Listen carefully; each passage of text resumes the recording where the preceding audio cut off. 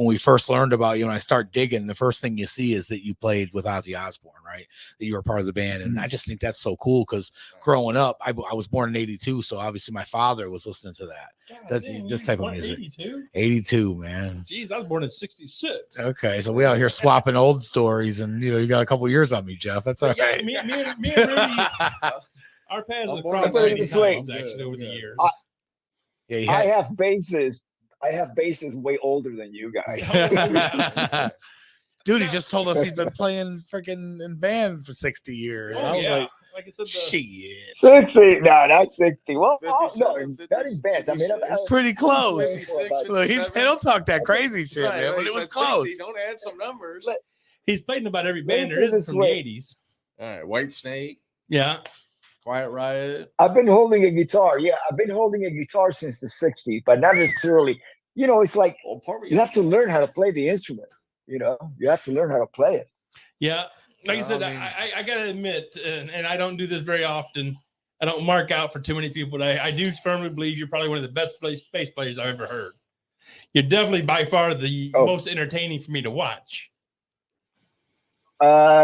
Thank you. I appreciate that. No, I mean, musically, I'm a work in progress. As far as entertaining an audience, that's I've been doing it for so long that I see this is the secret to what I do.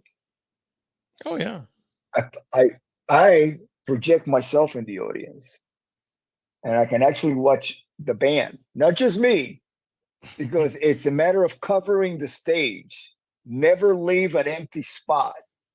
Like if somebody happens to be, 20 rows and this side, everybody goes to the other side. What's the deal with that?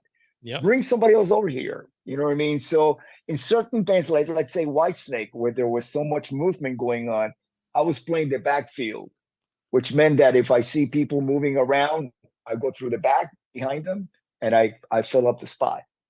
And that became a natural, in Whitesnake, when we started headlining, we would videotape. This is 1988. We have videotape.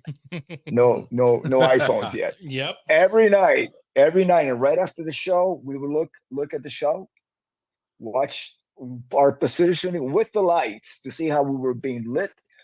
Being lit, it's one of the first things that I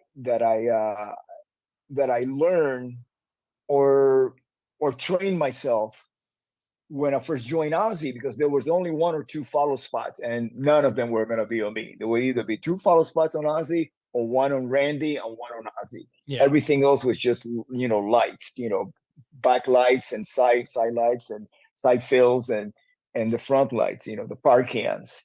So I noticed that the lighting director will always place little crosses, like X's, on the ground on the stage.